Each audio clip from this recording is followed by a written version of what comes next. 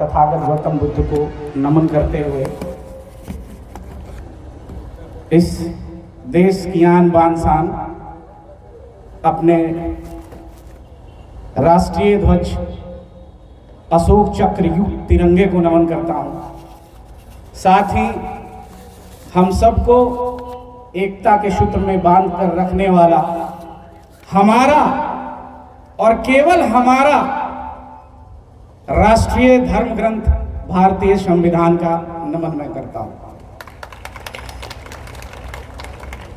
ये मेरा नहीं, हमारा धर्म ग्रंथ है, इसलिए उसका सम्मान और उसके प्रथम पृष्ठ पे लिखी गई बातें जो अभी प्रस्तावना के रूप में यहां आप सबों के साथ हम लोगों ने दोहराया, इसलिए आज जिस शिक्षा की बात करने के लिए उपस्थित हुए हैं तो संविधान बनाने वाले जितने भी संविधान निर्माता हैं तथा इस अखंड भारत आज़ादी के पहले और आज़ादी के बाद जिन राष्ट्र नायकों महापुरुषों की त्याग, कुर्बानी और बलिदान की बदौलत आज इस भूखंड पे हम और आप बैठकर चैन की सांसें ले रहे हैं, उन सारे राष्ट्र नायकों को एक स्वर में मेरा क्रांतिकारी सलाम। शायद वो न होते तो आज हम ये न होते, अगर सावित्री न होती तो आज शायद सावित्री प्रतिभा खोज प्रतियोगिता न होता। लेकिन ये बहुत गहन विषय है, तो अभी उन्होंने जो प्रस्तावना यहाँ हम लोगों ने पढ़ा है, तो सबसे पहले अपने बात को रखने से पहले जिस शिक्षा की बात कर रहे हैं, तो शिक्षा का मतलब हम ये समझ लेते हैं कि पढ़ेंगे, मैट्रिक करेंगे, इंटर करेंगे, BA, BSc, PhD, MBBS, doctor, IAS, और फाइनल डेस्टिनेशन लक्ष्य क्या है कि पैसा कमाएंगे। पढ़ेंगे तो पैसों का अंबार आएगा, और शायद यही अवधारणा हमें और आपको शिक्षित बनकर भी साक्षर होने पे मजबूर कर दे रहा है। कहीं ना कहीं हम शिक्षित होकर भी, तमाम डिग्रियों को लेकर भी सिर्फ साक्षर बन के रह जा रहे हैं, लेकिन यह कड़ी में हम अपने मां बहनों को पीछे छोड़ दे रहे हैं। आजादी के बाद से या जिस समय माता सावित्रीबाई फुले के द्वारा ये क्रांति की गई, शायद उस समय से अगर ये प्रक्रिया अनवरत चलती रहती तो शायद इतनी जद्दोजहद नहीं करने पड़ती। एक हमारी अभी सावित्रीबाई फुले को प्रतिबिंबित करती हुई मंचासीन अतिथि बहन ने ये बात कही, और जाते जाते एक बात कह के गई कि हम लड़ेंगे और जीतेंगे। तो कुछ कहने से पहले मैं ये कहना चाहता हूं कि आज बहुत बहुत साधुवाद औरंगाबाद की इस माटी को, सम्राट अशोक क्लब के तमाम उन क्रांतिकारी साथियों को और उनके नेतृत्वकर्ता माननीय ललन सिंह मौर्य जी को कोटि कोटि साधुवाद, और यहाँ की जनता और इस माटी को कि आपने इस प्रतियोगिता का सम्मान किया और भरपूर समर्थन के साथ आप यहाँ अपनी उपस्थिति दर्ज करा रहे हैं। इसलिए एक बार आप सबके लिए एक बार जोरदार ताली। और विशेष रूप से चूंकि माननीय जो आयोजन करता है उनके पास ये लिस्ट होगी, लेकिन मैं सदन से चाहूंगा अपनी बात को रखने से पहले कि आज इस प्रतियोगिता में जिन जिन माओं ने अपने बेटों को तो शामिल किया ही है, जिन जिन माओं ने अपनी बेटियों को इस प्रतियोगिता को दिलवाया है, और अगर यहाँ उनकी बेटी और माँ उपस्थित है तो एक बार मैं आपसे निवेदन करूंगा कि आप खड़े हो जाएं और आपका सम्मान ये मंच करेगा। खड़ा होइए और उनकी तालियों से सम्मान कीजिए हर वो बच्ची और वो माँ जो आज उपस्थित है। मैं आपसे उस माँ को सम्मान और माँ को देखना चाहता हूँ जिसने अपनी बच्ची को इस प्रतियोगिता में, सावित्रीबाई फुले प्रतियोगिता में भाग दिलवाया है, सिर्फ बेटी को।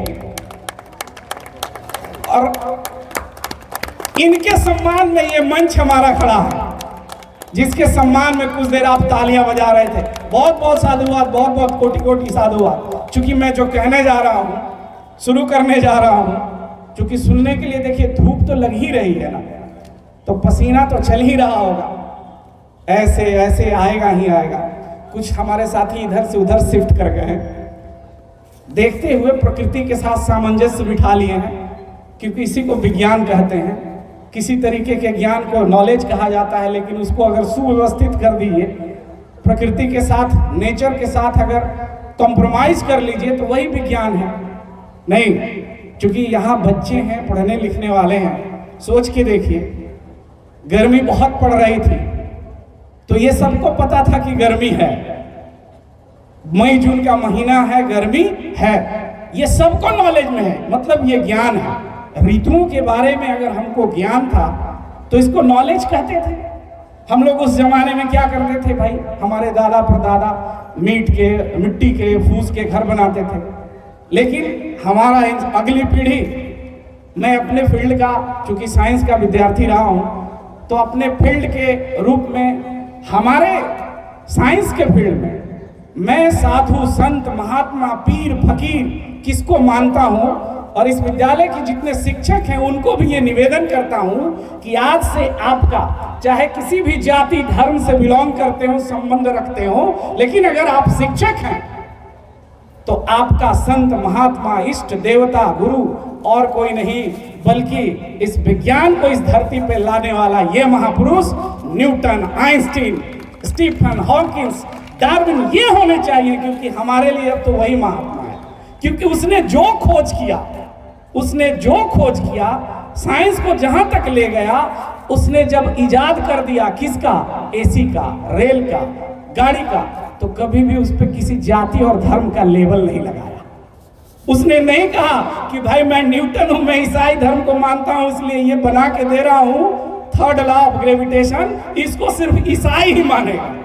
इसका मतलब ये जो जिस पद को हम कहते हैं वैज्ञानिक, साइंटिस्ट, वास्तव में इस वसुधा का सबसे बड़ा संत वही है, सबसे बड़ा महात्मा, सबसे बड़ा साधु वही है जो निस्वार्थ भाव से प्रकृति के साथ सामंजस्य बिठा के अपने ज्ञान को क्या करता है, विज्ञान में बदल देता है। गर्मी लग रही थी मई जून में, क्या किया हमारे संतों ने एसी का इजाद कर दिया, बैलगाड़ी का इजाद किया, फिर देखा कि भाई दूरियां बहुत बढ़ गई हैं, दुनिया सिमट गया, तो उसने क्या किया, मोटर गाड़ी का इजाद कर दिया।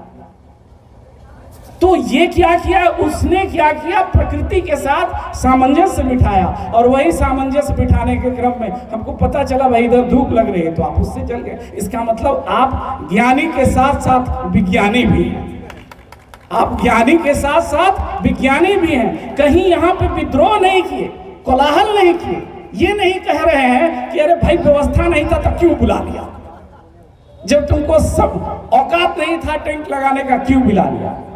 और यहीं से विज्ञान की कहानी शुरू होती है।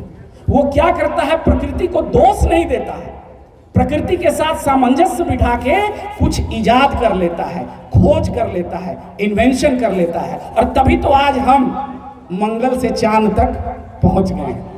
अगर सिर्फ दोष देते रहते तो नहीं पहुंचते। और ये किसकी बदौलत हुआ है, इस शिक्षा के बदौलत हुआ है। इसलिए तमाम उन बेटियों को जो आज इस प्रतिभा प्रतियोगिता में शामिल हुई हैं, उनकी माँ को मेरी तरफ से कोटि कोटि साधुवाद। और इसलिए कह रहा हूं कि देखो, इस देश में सावित्री क्यों जरूरी है। हमको पता है कि ज्योतिबा फूले भी जरूरी है, लेकिन सावित्री जरूरी है। ज्योतिबा पढ़े तो पढ़े, लेकिन उससे पहले उस बेटी, उस सावित्री को पढ़ना जरूरी है। क्योंकि अगर वो पढ़ गई, एक अगर बेटा पढ़ेगा तो एक बेटा पढ़ेगा, लेकिन अगर एक बेटी पढ़ गई तो मैके भी और ससुराल भी, दो परिवार पढ़ जाएगा, दो परिवार को वो सुधार देगी। लेकिन क्या हुआ इस देश में, हमने उसी को क्या कर दिया, क्या बना दिया उसको, किसने बनाया। हर हरकत के मूल में सच्चा कारण देख, बिन कारण संसार में पत्ता हिले नहीं। कोई तो कारण होगा। समूल नष्ट कर दिया मेरी मां को अंगूठा छाप बनाकर। लेकिन इसी भूखंड पे माता सावित्रीबाई फुले आई, और आई तो कहिए कि उनका ज्योतिबा के साथ शादी हुआ। मैं उस ओर नहीं जाना चाहूंगा, लेकिन वो सारी कहानी पता है कि कितनी कष्ट सह के उस मां ने क्या किया, बालिकाओं के लिए विद्यालय खोले। भारत में प्रथम बार बालिकाओं के शिक्षा के लिए विद्यालय खोला। क्रांति की ज्योतिबा से मिलकर धर्म जाति धर्म से ऊपर उठकर एक मुस्लिम महिला माता फातिमा शेख ने, भाई उनके उस्मान शेख ने ये नहीं देखा कि किस जाति और किस धर्म से आती है, उन्होंने अपना पूरा मकान उस ज्योतिबा सावित्रीबाई को सुपुर्द कर दिया। कहा कि तुम नेक काम कर रही हो, इसलिए ये पूरा का पूरा बिल्डिंग में तुम विद्यालय खोल दो। जबकि उनके अपने माँ बाप शिक्षा की अलग जगाने के लिए कुसंस्कार कुरीतियों के कारण उनको घर से निकाल दिए, लेकिन उसने क्रांति को रोका नहीं। और आज भी हमारी बेटी कह रही है, आज भी हमारी बेटी इस आजाद भारत में 2024 में चिल्ला चिल्ला कर कह रही है, और अगर नहीं कह रही है तो खुद सोच के देखना जो मैं 4 लाइन कह रहा हूं, रेहाना रूही की 4 लाइन कि जी बहलाने का मुझको अब सामान न समझा जाए, जी बहलाने का मुझको सामान न समझा जाए, मुझको अब इतना भी आसान न समझा जाए। ये हमारी बेटियां कह रही है, हमारी मां कह रही है, बहनें कह रही हैं कि जी बहलाने का सामान न समझा जाए, मुझको अब इतना आसान न समझा जाए। मैं भी बेटों की तरह जीने का हक मांगती हूं, इसको गद्दारी का ऐलान न समझा जाए। मैं भी बेटों की तरह जीने का हक मांगती हूं, इसको गद्दारी का ऐलान न समझा जाए। अरे अब तो बेटे भी हो जाते हैं घर से रुखसत, अब तो बेटे भी हो जाते हैं घर से रुखसत, सिर्फ बेटी को ही घर का मेहमान न समझा जाए। ये हमारी बेटियां कह रही हैं, और हम तमाम अभिभावकों को, माता पिता को ये सोचना होगा। सच में अगर इस धरा को विश्व गुरु बनाना चाहते हैं तो हमको सबसे पहले स्त्री शिक्षा पे बल देना होगा। जब तक हम अपनी मां बहन को शिक्षित नहीं करेंगे, आने वाली जो स्त्री है, हमारी बेटियां हैं, उनको शिक्षित नहीं करेंगे, तब तक जिस क्रांति की कल्पना आप और हम देख रहे हैं, जिस परिवर्तन की बात बड़े बड़े मंचों में, सेमिनार में, यूनिवर्सिटी में की जाती है, वो होने वाला नहीं है। और जो ये बात करते हैं उनको पता है कि हमारे घर की तो बहू बेटी पढ़ी हुई है, पढ़ी हुई अगर नहीं है बहू बेटी तो कहां, खेत खलिहाने वाले की, गांव वाले की, ग्रामीण परिवेश में जो बेटियां हैं नहीं पढ़ी हुई। जरा सोच के देखिए कि माता सावित्रीबाई फुले ने जब विद्यालय खोला तो उसमें किस क्लास की, किस धर्म, किस जाति, किस वर्ग की बच्चियां थी? क्या उसमें बड़े घरानों की बच्चियां आती थी? हमारे यहां आपके जैसे खेत खलिहान वालों की बच्चियां आई। तो रियल में अगर कोई क्रांति हुआ इस देश में स्त्री शिक्षा को लेकर, तो किसने किया? सावित्रीबाई फुले ने। बाबा साहब ने क्या किया? जैसे ही संविधान बना, देश आजाद हुआ, तो उसको उन्होंने मूर्त रूप दे दिया, स्त्री शिक्षा को। लेकिन सोचिए कि इस चीज को करने के लिए कितनी लड़ाइयां लड़नी पड़ी, हर तरह की यातना सहना पड़ा। इसलिए फिर से उन सारे अभिभावकों से मैं निवेदन करूंगा, जो काम औरंगाबाद की धरती पर शुरू हुआ है, आपका इस प्रतियोगिता में तन मन धन से इसको सहयोग कीजिए, और इसको बड़े स्तर पर, ग्रैंड लेवल पे पूरे औरंगाबाद डिस्ट्रिक्ट में कीजिए, ताकि यहां से, जैसे आज पूरे भारत में कोटा बन गया था ना भाई, कोटा क्या है? महेश्वरी सर चंद कुछ लोग मिलकर शुरू किए थे, और आज कोटा हो गया, पूरा इकोनॉमी राजस्थान का उस पर डिपेंड हो गया। तो आप ये आगाज कीजिए, सावित्रीबाई फुले जो प्रतिभा सम्मान समारोह हो, इसको इस तरीके से डायनेमिक बनाइए कि बिहार सरकार ही नहीं, भारत सरकार सावित्री अवार्ड घोषित करे, संसद से घोषित करे सावित्री अवार्ड, और सावित्री अवार्ड उस महिला शिक्षिका को दी जाए जो गांव में बैठ के गांव में काम करती है और गांव की हमारी खेत खलिहान की बहू बेटियों को पढ़ाने का काम करती है। अवार्ड तो बहुत सा, लेकिन इस देश में ऐसा अवार्ड क्यों नहीं हुआ? और ये कौन करेगा? ये आपको और हमको ही करना होगा। कब करेंगे? जब पढ़ेंगे। तो पढ़ना है किसके लिए? लड़ने के लिए। अभी हमारी बहन कह के गई कि लड़ेंगे और जीतेंगे। तो जीतेंगे कब? जब पढ़कर लड़ेंगे। और पढ़कर लड़ेंगे यानी पढ़ना है किस लिए? लड़ने के लिए। और फिर लड़ना है किस लिए? पढ़ने के लिए, अगली पीढ़ी को पढ़ाने के लिए। यानी पढ़ाई और लड़ाई ये म्यूचुअली रिलेटेड है। लड़ेगा वही जो यहां से परिपक्व हो जाएगा। सोच के देखिए, हम जिस प्रतिनिधि को सदन में भेजते हैं, विधानसभा लोकसभा में, वहां क्या करते हैं? सच पूछिए तो क्या करते हैं? आप उनको वहां किस लिए भेजे? लड़ने के लिए ही ना। और सच में लड़ते भी हैं वहां। लेकिन वहां लड़ाई क्या? एटम बम लेकर जाते हैं, तोप गोला लेकर जाते हैं। तो वहां लड़ाई में वही जीतता है जिसका ये वाला मजबूत होता है।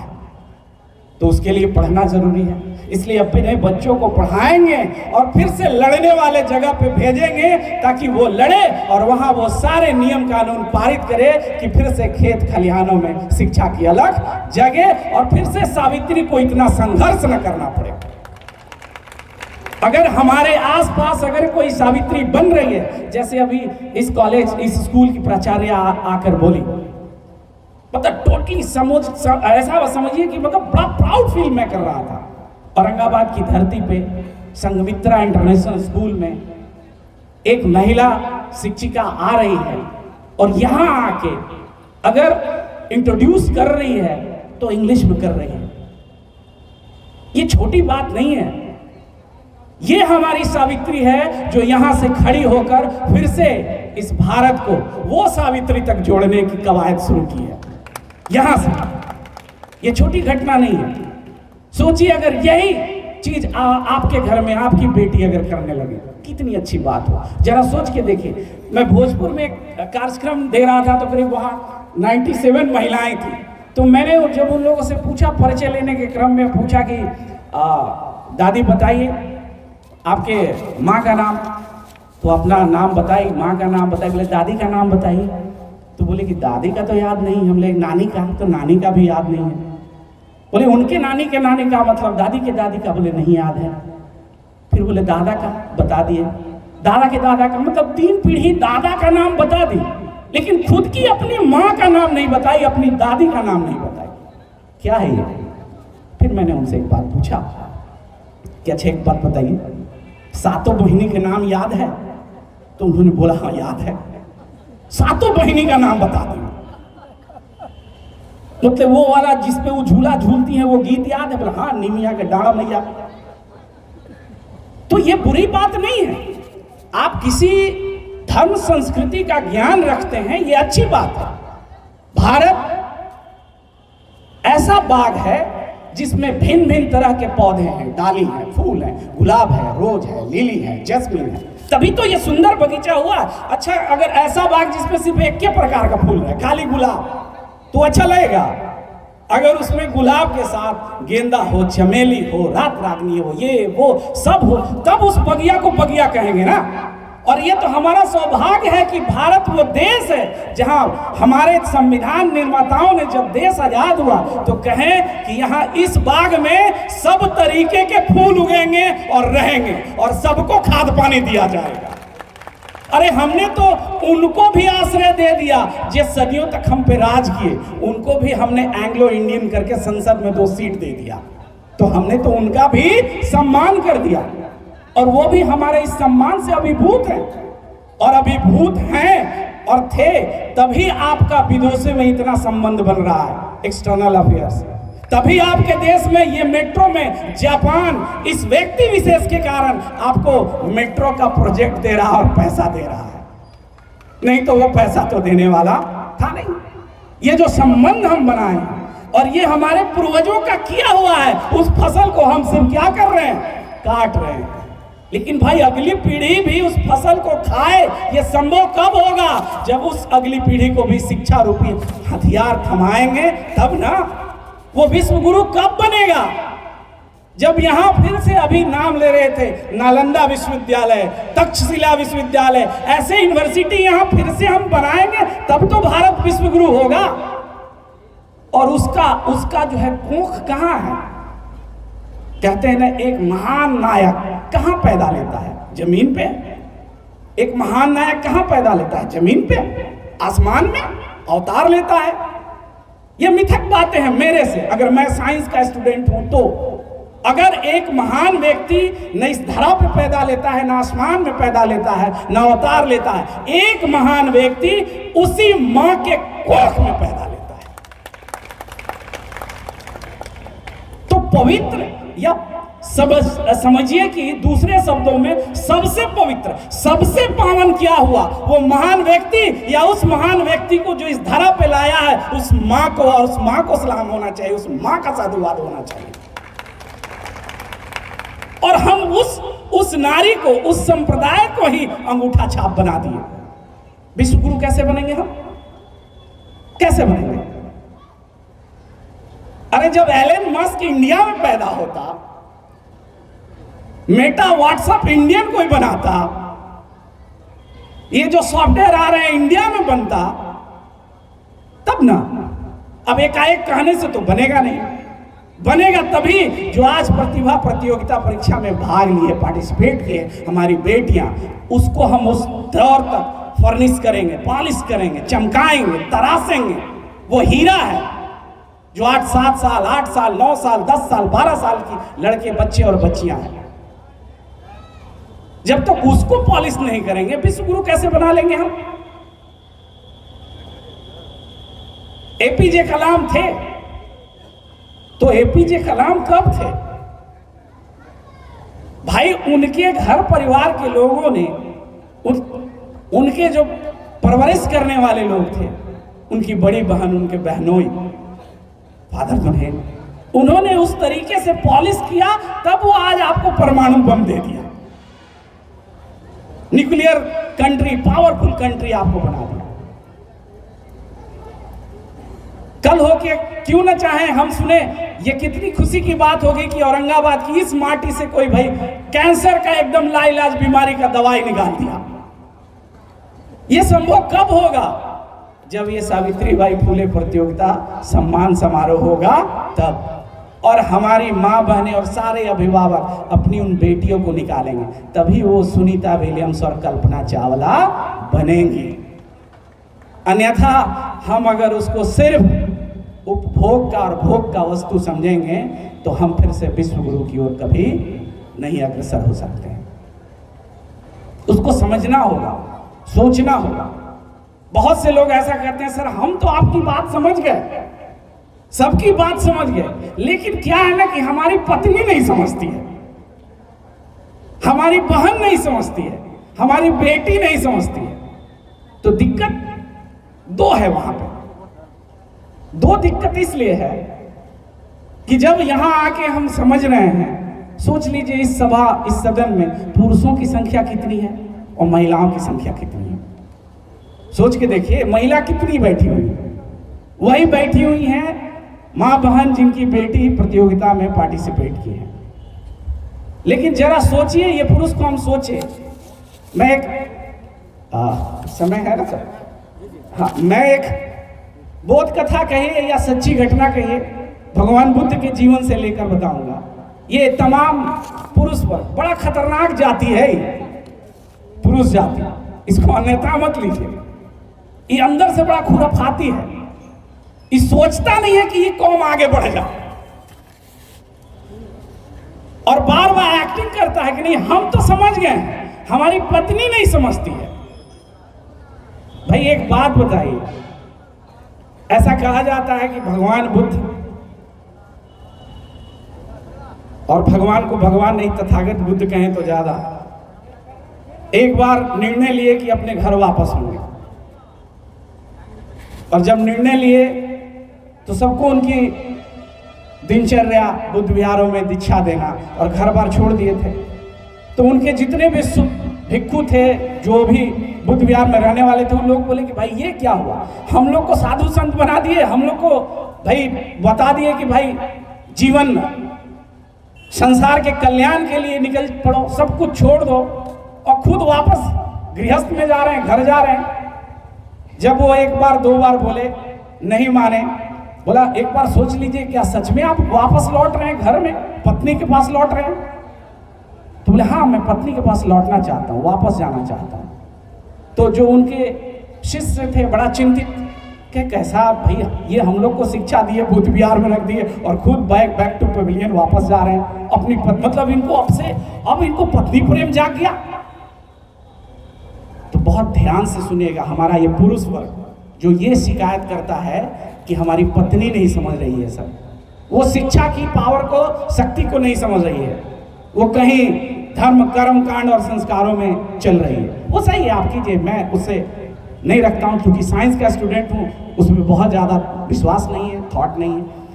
तो उन्होंने कहा कि ठीक है। जब वो ऑलरेडी घोड़े पे वो चढ़ने लगे तो उस समय आनंद जो है उनके प्रिय शिष्य, उनसे भी नहीं रहा गया और उन्होंने पूछा कि तथागत सच में क्या आप जाना चाहते हैं, लौट रहे हैं? तो उन्होंने कहा हाँ, तुमको भी शक है?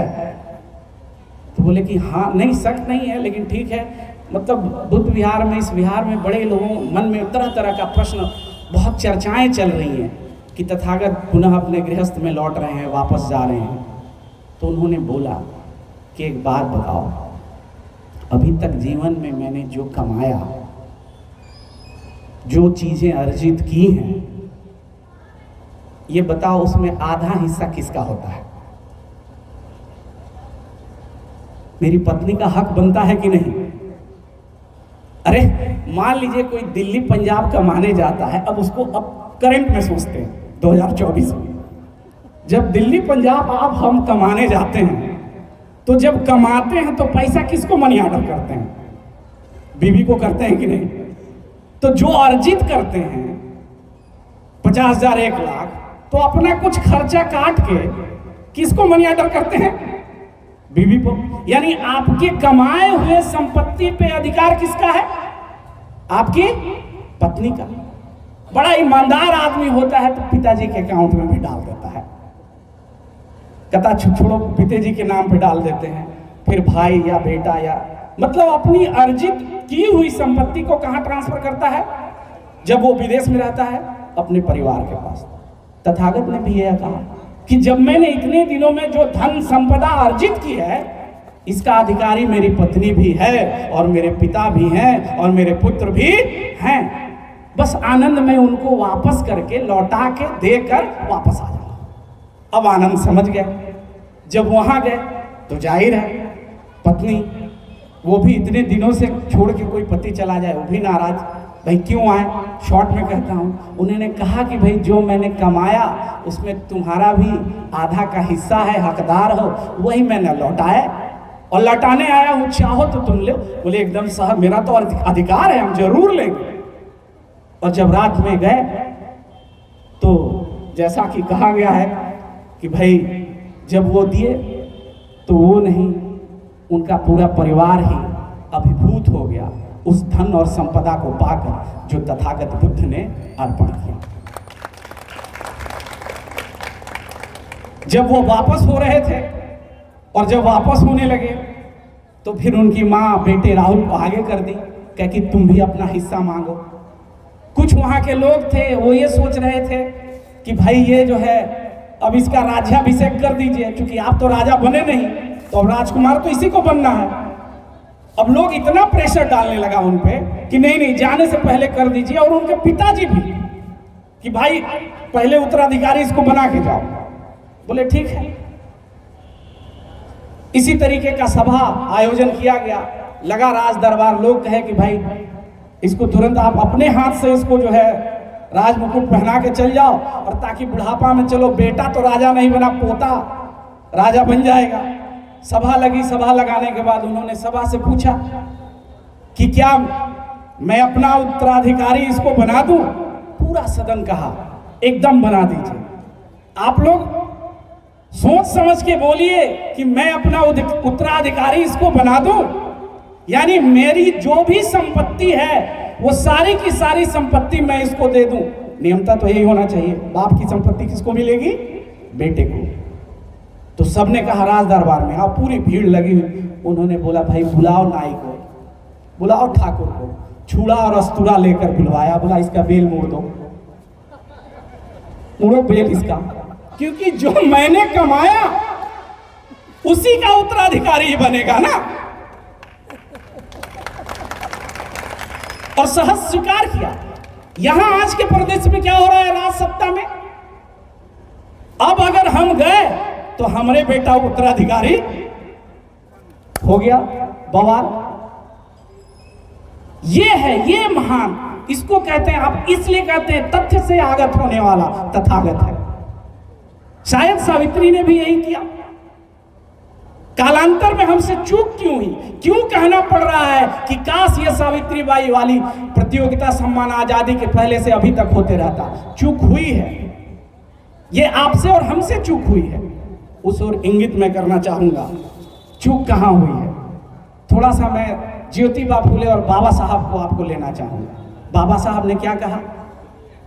तुम्हारी मुक्ति भूखे रहकर व्रत करने और तीर्थ यात्रा करने में नहीं, तुमको कहां मुक्ति मिलेगी? इस प्रांगण में, विद्यालय में, विश्वविद्यालय में। अगर तुम मुक्ति चाहते हो तो शिक्षा के मंदिर में जाओ, वहां तुम्हारी मुक्ति नहीं है। और डेफिनेटली आजादी के बाद उस वाक्य को अपना हथियार बना के हमारे ही बहुत से लोग आज उच्च पदस्थ हैं, चाहे आज राष्ट्रपति हो, प्रधानमंत्री हो, बहुत से लोग हैं। लेकिन चूक कहां हो रही है?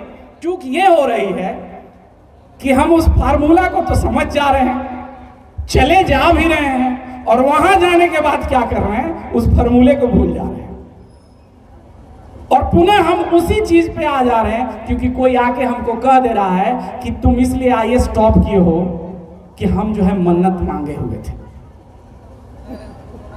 तो हमारे मन्नत मांगने के कारण तुम जो है आईएएस बने हो।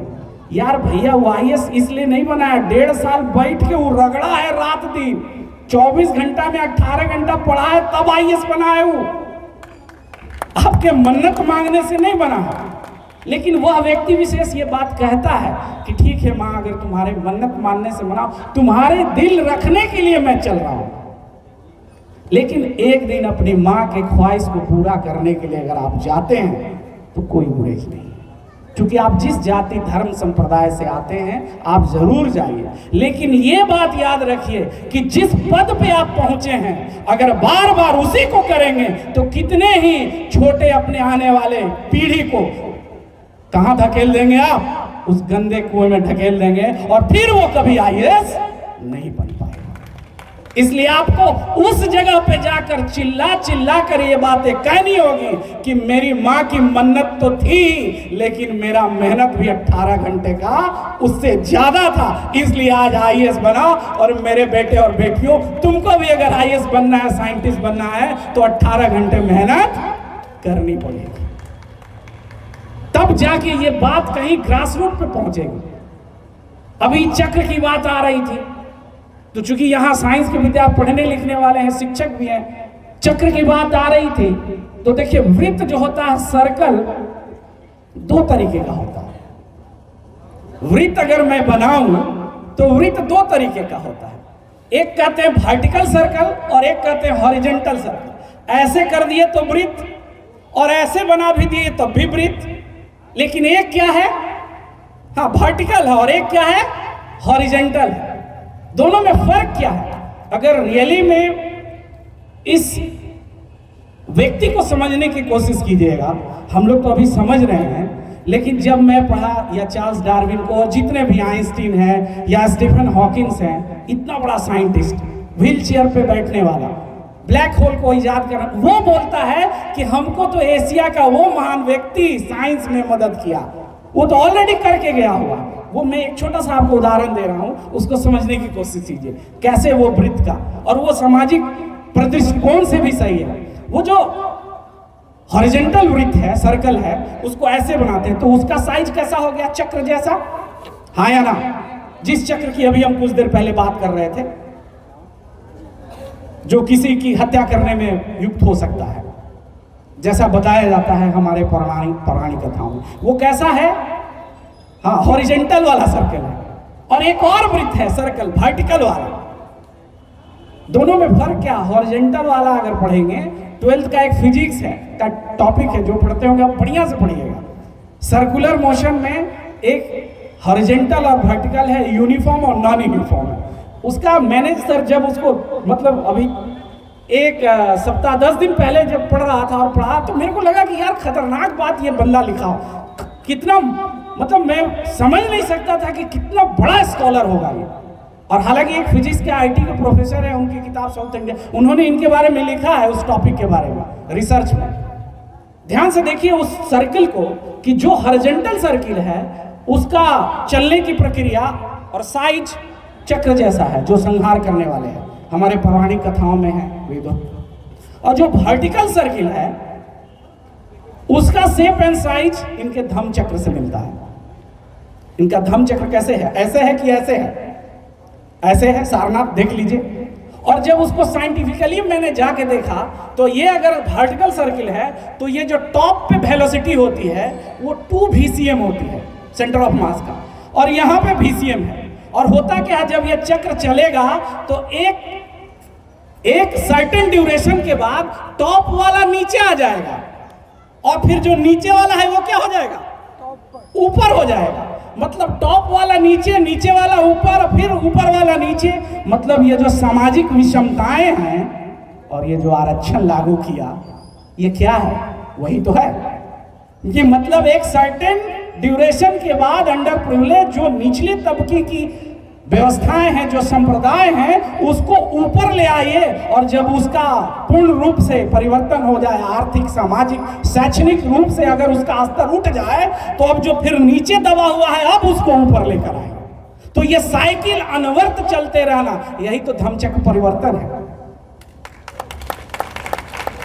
और सोच के देखिए, हमारे राष्ट्रध्वज तिरंगे में जो अशोक चक्र है, वो चक्रवा ऐसे है कि ऐसे है? यानी संविधान निर्माताओं ने, जिसने इस राष्ट्रध्वज को निर्माण किया, धन्यवाद दीजिए, साधुवाद दीजिए कि जितने भी राष्ट्रीय प्रतीक हमारे हैं इस देश में, वो सिर्फ और सिर्फ समता, मैत्री, भाईचारा, बंधुत्व को ही प्रतिबिंबित करते हैं और राष्ट्र प्रेम की भावना को जागृत करते हैं।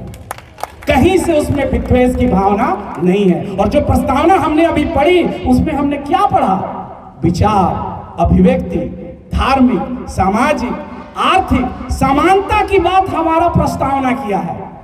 तो इसने निवेदन पूर्वक जाते जाते ये कहना चाहूंगा कि शिक्षा का हथियार जगाइए, और बेटा आपका MA PhD करे न करे, इतना जरूर बेटी को पढ़ा दीजिए, इतना जरूर बेटी को पढ़ा दीजिए कि भारत के संविधान का पहला पेज का जो प्रस्तावना है उसको सिर्फ अक्षरशः पूर्णतः समझ जाए, उतने में भी हम भारत को विश्वगुरु बना देंगे। सिर्फ प्रस्तावना को समझ जाए, उसके एक एक शब्द, एक एक अक्षर का मतलब समझ जाए, और जिस दिन वो मतलब समझ गई, उसी दिन उसका साक्षर से शिक्षित बनने की प्रक्रिया शुरू हो जाएगी।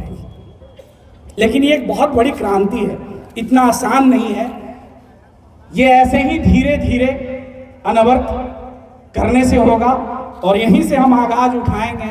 और शायद सावित्रीबाई अवार्ड जो है संसद भवन से भी आगाज हो उसका। इसलिए पढ़ने और एजुकेशन का मतलब बस यही होता है। जाते जाते मैं ये बताऊंगा, त्रिशरण और पंचशील कराने के बाद बार बार 3 शब्दों का कहा गया। इसको लोग धर्म से, आस्था से जोड़ देते हैं, जबकि बार बार अभी हमारे वरीय पदाधिकारी डॉक्टर RP मौर्य सर ने बताया कि इसको आप धर्म और संप्रदाय से कम इस व्यक्ति विशेष को तो मत जोड़ो भाई। ये एक वैज्ञानिक है, एक दार्शनिक है। जितने भी फॉरेन राइटर की किताब है उनको उठा के देख लीजिए, साइंस में बुद्धा मिलेंगे आपको। कहां इनको धर्म से जोड़ रहे हैं? और इनका फूल चढ़ा के पूजा मत कीजिए, पूजा नहीं, संकल्प लीजिए कि मैं तुम्हारी आइडियोलॉजी को, तुम्हारे सारे प्रिंसिपल सिद्धांत को अपने तो उतारूंगा, अपने बेटे बेटियों के जीवन में भी उतार दूंगा। और उसी में कहा ना, बुद्धम शरणम गच्छामि, धम्मम शरणम गच्छामि और संघम शरणम गच्छामि। सोचिए 2500 साल पहले कही गई बात मैं आपको अभी रिसेंट बता रहा हूं। एक फॉरेन राइटर है, एजुकेशनिस्ट कहिए कि बहुत बड़े विद्वान हैं, डेलर, कमीशन डेलर। अब हम लोग तो किसी भी टेढ़ा मेढ़ा नाम को अंग्रेजी समझ लेते हैं। डलहौजी अंग्रेज, स्टीफन अंग्रेज, अब वो जर्मनी का हो, जापान का हो, इटली का हो, कहीं हो अंग्रेज। हमारे लिए गोरा है तो अंग्रेज। तो वो डेलर है, डेलर कमीशन ने एजुकेशन रिफॉर्म पे काम किया और काम करके एजुकेशन का मतलब बताया, शिक्षा का मतलब बताया। और जब शिक्षा का मतलब बताया तो उनकी कही गई बात को जब मैंने को रिलेट किया तो पता चला, अरे इस भारत भूमि पे एक महान दार्शनिक पैदा हुआ, वो तो 2500 साल पहले ही बता के गया, जो आज उस फॉरेन जो है रिसर्चर ने अपने थीसिस में लिखा। और उसने क्या लिखा कि शिक्षा का महत्व क्या है। शिक्षा, अब सोच के देखिए, ये शिक्षा जो हम लोग लिखते हैं कैसे लिखते हैं, सी तलाबे श और परीक्षा वाला छ। अब सोच के देखिए पाली भाषा में इसका मतलब क्या होगा। पाली भाषा में भारत की मूल प्राचीन, सबसे प्राचीनतम भाषा, जिस खास करके जिस भूमि पे हम लोग बैठे हुए मागी, उस भाषा, वही प्राचीन भाषा, उसमें उसका अगर ट्रांसलेट करेंगे तो क्या होगा भाई। भाषा क्या है, आई ईट ए मैंगो, मैं आम खाता हूं, अहम आम्रम खादामी, तीनों का मतलब क्या हुआ, एक ही है ना।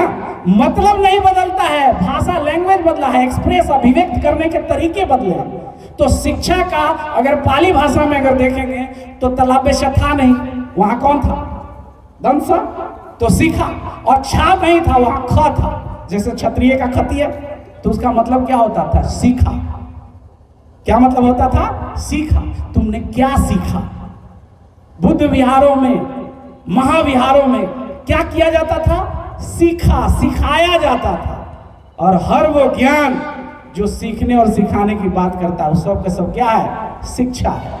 तो हम खाली एकेडमिकली चलते जा रहे हैं, तो हम किस पे चल रहे हैं, इस पे चल रहे हैं। और यही कारण है कि प्रैक्टिकली और सांसारिक और जो संस्कृति की बातें हैं उसको हम भूल गए और कहीं ना कहीं हम कोल्हू का बैल बन गए हैं, आंख पे पट्टी बांध दिया।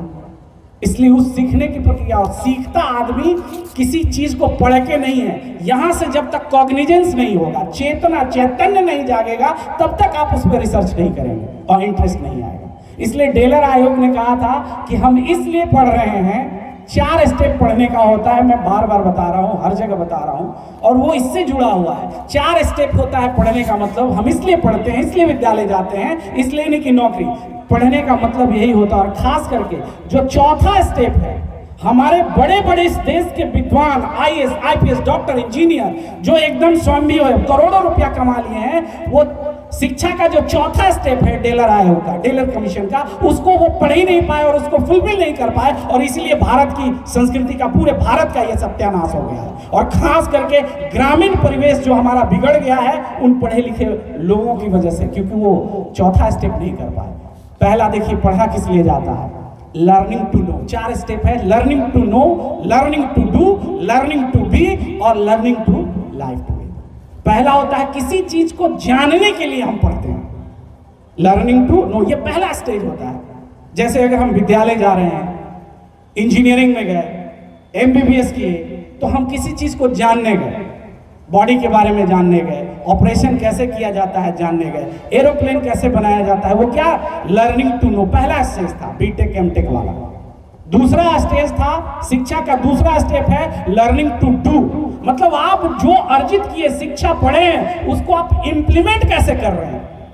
तो आज क्या है, बेरोजगारी है। लोग क्या कहते हैं, सब MA BA कर लिया है, नौकरी नहीं मिल रहा है। बीटेक है, पूरा देश इंजीनियरों से भर गया है, पत्थर मारो तो एक इंजीनियर को लग जा रहा है। तो भैया वो एजुकेशन का पहला स्टेप क्रॉस किया है, learning to know, learning to do में आया ही नहीं। या इस भारत की वो व्यवस्था, एजुकेशन सिस्टम नहीं था जो उस पढ़े हुए व्यक्ति को लर्निंग टू डू के फॉर्म में लाके इंप्लीमेंट करने का। मतलब उसको करने आ ही नहीं रहा। एमबीबीएस कर लिया है और पेट छीलने नहीं आ रहा, एमएस किया है पेट बढ़िया से छील नहीं रहा, रोज 4 पेशेंट रोगी को मुआ दे रहा। इसका मतलब एफिशिएंट नहीं हुआ है। तो अब उसको उसमें महारत हासिल करनी होगी। तो 5 साल 10 साल अगर वो ऑपरेशन करते करते सीख जाता है तो शिक्षा का दूसरा स्टेप वो क्रॉस कर दिया। और हम लोग क्या कहते हैं कि अरे बहुत बढ़िया डॉक्टर है, उनका हाथ बड़ा साफ है। क्यों? क्योंकि लर्निंग टू नो कॉलेज में और लर्निंग टू डू अपने हॉस्पिटल में 2 स्टेप क्रॉस किए। लेकिन वही डॉक्टर साहब तीसरा स्टेप कब क्रॉस करेंगे? Learning to be. मतलब अपने जिस फील्ड में आप हैं उसमें एक इतनी ऊंची मुकाम हासिल कीजिए, इतनी ऊंची मुकाम हासिल कर लीजिए, वो स्टेज होता है learning to be, Taylor commission के अनुसार। जैसे एपीजे कलाम अगर पढ़े तो साइंटिस्ट बने, एरोनॉटिकल इंजीनियर बने, तो उसको करते करते वो इस मुकाम तक ले गए कि उसी के नाम से अपनी उसी शिक्षा के बदौलत पूरे वर्ल्ड में जाने गए। तो बताइए तीसरा स्टेप कितना है? कितने लोग लर्निंग टू बी हो पाते हैं? या हम लोग के आसपास लोग कहते हैं ना कि अरे बहुत ख्याति प्राप्त डॉक्टर है, यानी वो वेल नोन हो गया, एस्टैब्लिश्ड हो गया। ये 3 स्टेप 90% लोग कर लेते हैं, 10% में सब फेल हो जा रहे हैं। चौथा, शिक्षा का चौथा मतलब क्या था? Learning to know, learning to do, learning to be. और चौथा स्टेप जो आज तक शायद मैं भी फेल हूं, हमारे जो है वैचारिक पिता डॉक्टर सजदानंद मौर्य, अब जाके मैं कहता हूं कि शायद ये चौथा स्टेप भी क्रॉस कर चुके हैं।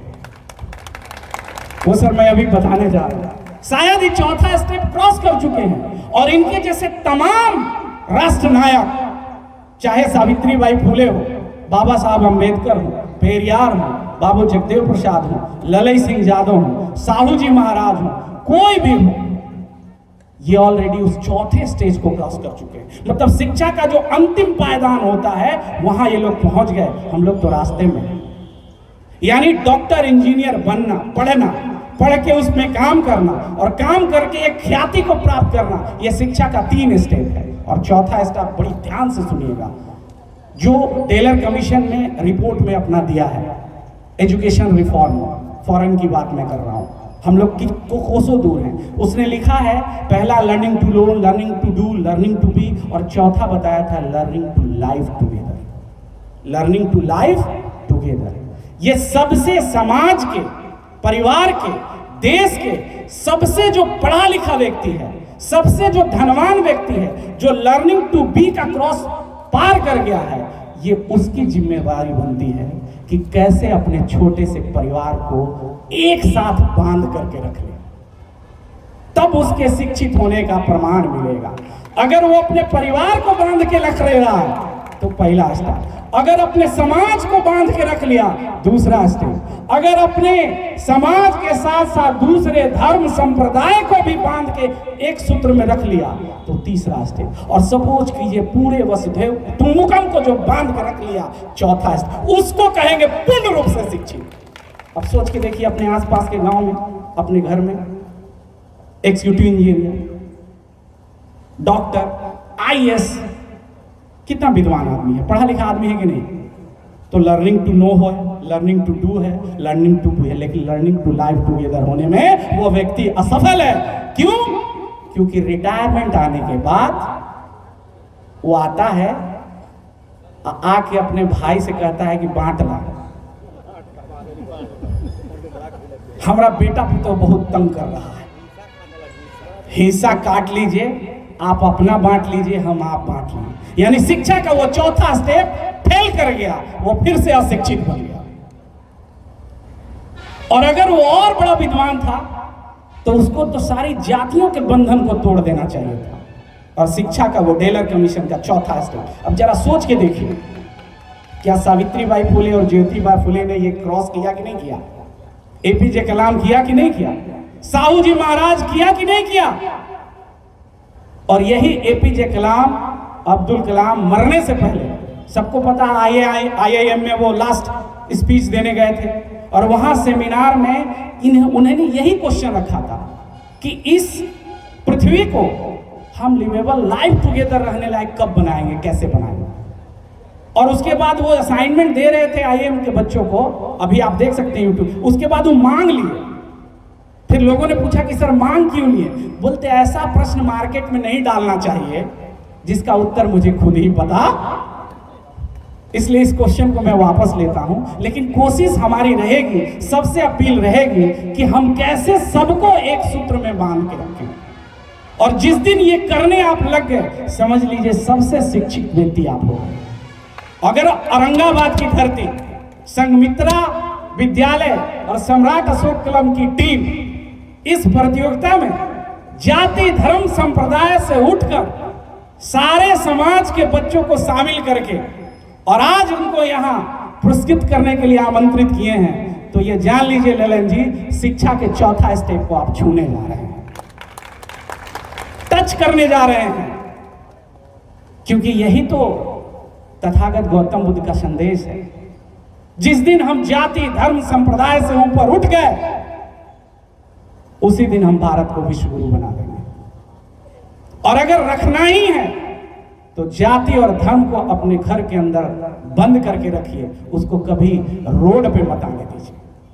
रोड पे अगर आए तो सिर्फ आपका मानववाद आए, आपकी इंसानियत आए, वो दिखनी चाहिए। और जिस दिन भारत का कण कण मिट्टी मिट्टी में ये चीजें दिखने लगेगी, अपने आप हम भारत को फिर से विश्व गुरु बना देंगे।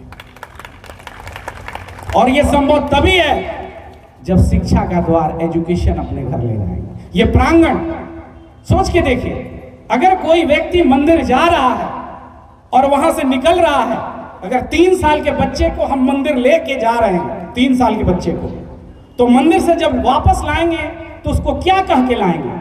धीरे धीरे जब वो बड़ा होगा तो क्या बनेगा? हिंदू बनेगा कि नहीं बनेगा? जब बचपन से वो मंदिर जा रहा है अपनी माँ के साथ, दादी के साथ, और जब बाहर आएगा और जब बड़ा होगा तो क्या बनेगा? हिंदू बनेगा कि नहीं बनेगा? डेफिनेटली बनेगा। और अगर एक ऐसा व्यक्ति है जो हर दिन 3 साल के बच्चे को मस्जिद में ले जाता है, नमाज पढ़वाता है, निकालता है, जब वो बड़ा होगा 17-18 साल का, तो बोलिए मुस्लिम बनेगा कि नहीं बनेगा? अगर कोई चर्च में ले जाता है 3 साल के बच्चे को और बाहर लाते लाते जब वो बड़ा होगा, वो डेफिनेटली क्रिश्चियन तो रहेगा ही रहेगा। और सोचिए, कभी हमने कोई स्थल, कोई ऐसा जगह बनाया जहां से वो भारतीय बन के निकलता? हमने उसको हिंदू बना दिया, मुस्लिम बना दिया, ईसाई बना दिया, लेकिन भारतीय बनाने का कोई स्थल बनाया क्या?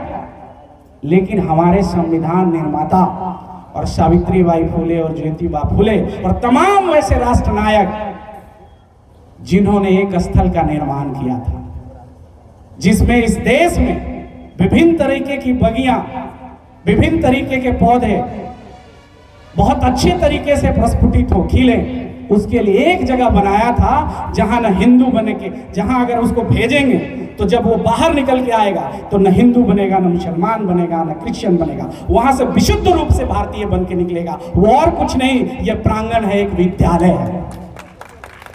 अगर किसी विद्यालय में अगर हम अपने बच्चे को भेजते हैं तो वहां से जब निकलेगा तो वो एक भारतीय बन के निकलेगा, हिंदू और मुस्लिम और सिख ईसाई बन के नहीं निकलेगा। तो सोचिए, अगर भारत की राष्ट्र की अभिव्यक्ति की बात हमको करनी है तो सबसे पवित्र स्थल हमारा कौन है?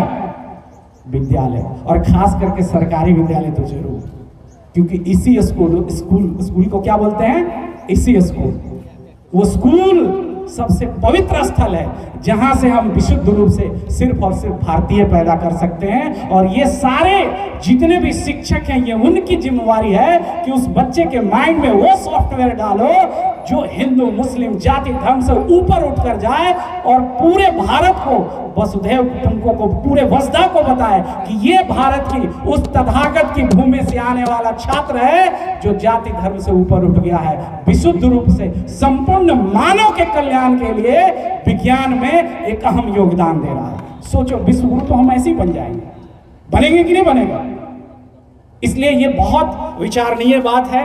हम सबको समय बहुत हो गया है, क्योंकि सेकेंड फेज का भी कार्यक्रम है, तो इसलिए जाते जाते मैं बस यही कहूँगा कि अपनी माँ बहनों से और ख़ास करके उन बेटियों से, छोटी छोटी बहनों से, कि देखो भाई, जब तुम टीनेजर होगी ना, ये इतनी बड़ा व्हाट्सअप और गूगल व्हाट्सअप वाला चल रहा है, इंस्टाग्राम और यूट्यूब का ज़माना आ गया है।